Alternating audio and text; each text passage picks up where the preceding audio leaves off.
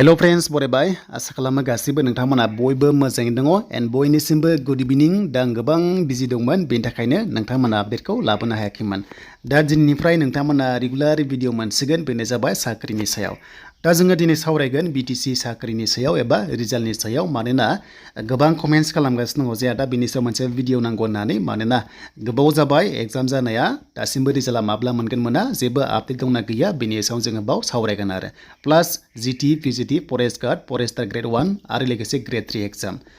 दा जोङो अफिसियेल साइडआव फैग्रोबाय bodoland.gov.in आव आरो बेयाव फैनाय लोगो लोगो जों माखासे बाथ्राखौ रायखांनांगोन बेनो जाबाय जोंहा रिसेन्टलि साख्रि मोनदोंमोन बेनो जाबाय JAA पोस्टआव जाय नोंथांमोना JAA एग्जाम होदोंमोन ग्रेड 3 लेभेलाव नटिसआ बेयावनो फैदोंमोन आरो बेनि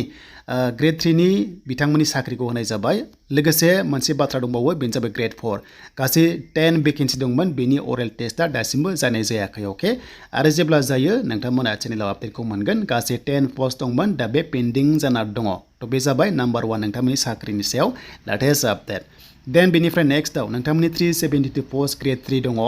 आरो लोगोसे मोनसे दंबावोमोन एप्लाइ खालामनाय बेनो जाबाय 263 पोस्ट बेनो जाबाय WCD खौ लाफानानै टेक्निकेल लाइन जेरैहाय माखासे स्टाफ नार्सफोर गोबां रोखोमनि फार्मासिस्ट दंमोन दा बेनि आनजादा माब्ला जागोन गोबां कमेन्ट्स खालामगासिनो दङ स' दासिम बिदि जेबो अफिसियेल आपडेट गैया बिथांमोना निउस मिडिया प्रेस मिटआवबो दासिमबो बुङाखै जे BTC नि ग्रेड 3 साख्रिखौ माब्ला होगोन एबा एग्जाम माब्ला खालामगोन प्लास फरेस्ट नोंथांमोननि फरेस्ट गार्ड आरो ग्रेड 1 स' बिनि एग्जामाबो साक्सेसफुलि जाहैबाय नोंथांमोननिया खालि रिजाल्ट फैनांगौ आरो फिजिकेल टेस्ट लानांगौ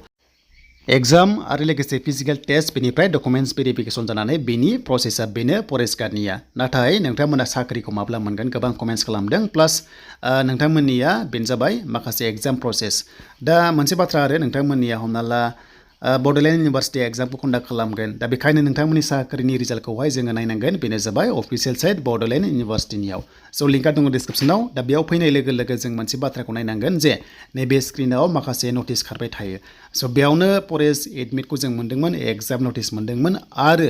रिजाल्टआबो बेयावनो नोंथांमोना मोनगोन बे हले रोखा नाथाय स' माब्ला मोनगोन रिजाल्ट दा बेखौ लानानै गोबां गोनो गोथो जागासिनो प्लास TET GT PGT बेयावबो नोंथांमोना रिजाल्टखौ रिलिज खालामनायखौ मोनगोन आरो दासिम बेयाव अफिसियेल जेबो गैथ'वा BTCआ जे माब्ला साख्रि होमारगोन बिनि सायाव खुनु आपडेट गैथ'वा दा गोबां बयबो नेगासिनो दङ प्रेस मिट एबा नोंथांमोननिया जेरै निउस मिडिया थायो जेरै आसामनि सिबा जेरै मिडियाआव बुङो जे लाइभ फैनानै जे साख्रि होसिगोन होआ होननानै एबा लेट जागोन बेबायदि बुंनाय दासिमबो नुनो मोनथ'वाखै बेबायदि होयोब्ला जाहाथे केन्डिडेट्सफोराहाय मोजां मोनो गोसोखौ बेखायनो बे भिडिअनि गेजेरजों गभर्नमेन्टखौ रिकुवेस्ट खालामबाय जे स' बिथांमोना जाहाथे एसेब्लाबो इनफरमेसनखौ जाहाथे होयो साख्रिनि बाथ्राखौ लानानै स' बेखौ जों दासिम नुनो मोनथ'वाखै आरो जेब्ला मोनो चेनेलाव नोंथांमोना आपडेटखौ मोनगोन देन बेनिफ्राय ग्रेड 4 साख्रि जेरै नोंथांमोननि दा बे ग्रेड 4आ इन्टारभिउआ खालि अरेल टेस्ट जादोंमोन दा बेनो फाइनाल लिस्ट अरेल टेस्टआव जायनो मोजां नाम्बार मोनो स' बिथांमोना साख्रि होगोन बेखौ गोबां मिन्थिगौ दा बेनि अरेल टेस्टआ जोबबाय नाथाय गोबां रिजाल्टखौ नेगासिनो दङ दासिमबो बेनि सायावबो प्रेस मिट बुंनाय जायाखै जे माब्ला होगोन स' अरेल टेस्टआव सायख'गोन जायनो मोजां नाम्बार मोनदों बिथांमोनखौहाय साख्रि होगोन नालाय दासिम बेनि रिजाल्टनि सायाव बुंनाय जाथ'वाखै दा अभारअल बाथ्राया बेनो जे BTC साख्रिनि सायाव माब्ला होमारगोन बिनि दासिम प्रेस मिट गैथ'वा जेब्ला मोनो थ' नोंथांमोनजों फिन खनसेबाव आपडेटखौ लाबोगोन जानो हागौ थाबैनो होसिगोन आरो जेब्ला होयो चेनेलाव नोंथांमोना बड' जब इनफो मोननो हागोन दा बाथ्रा जाबाय नोंथांमोननिया स' बेनो जाबाय फरेस्टनिया काट अफ माब्ला फैगोन बेनि सायाव फैयोब्ला नोंथांमोना चेनेलावबो फिन खनसेबो मोनगोन आरो स' बेनिफ्राय GT PGT 1:1 नि फाइनाल रिजाल्ट फैनांगौ दङ दा मोनसे बाथ्रा जों एनालाइज खालामना लानो हायो जोंहा इलेक्सना डिक्लेयार खालामबाय ओरैनो जास्ट खुगाजों बेनो जाबाय सेप्टेम्बराव स' सेप्टेम्बराव जायोब्ला नोंथांमोननिया जायखिजाया इलेक्सननि सिगां साख्रि मोनगोन बेथ' रोखाखा दा माब्ला होगोन बेसो रोखा जायाखै नाथाय इलेक्सन सिगां BTCआ साख्रिखौ होगोन बेखौ जों मिथिगौ बयबो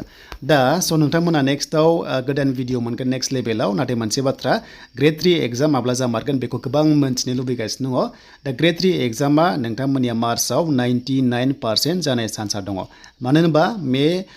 हमना ला मेयाव गोबां माखासे साख्रि गोनां आसाम स्टेटआव स' बिनि सिगां BTCआव एग्जाम कन्डाक्ट खालामनानै जानो हागौ बिथांमोना बे दानावबो साख्रि हैनो हागौ आरो जास्ट बाथ्रा बेनो मार्चआव एग्जाम जानाय चान्सआ दङ आरो लोगोसे एप्रिलसिम जानानै सिलेक्सन प्रसेसआ हमना ला नोंथांमोननि सेप्टेम्बराव बेनो जाबाय नोंथांमोननि इलेक्सन जागोन BTCआव बेनि सिगां साख्रि होगोन आरो BTCआ दा नेक्स्ट लेभेलाव जुदि माबाफोर प्रेस मिट होयोबा गोजौ लेभेलनिफ्राय नोंथांमोननि फिन खनसेबाव BTC साख्रिनि सायाव आपडेट लाबोगोन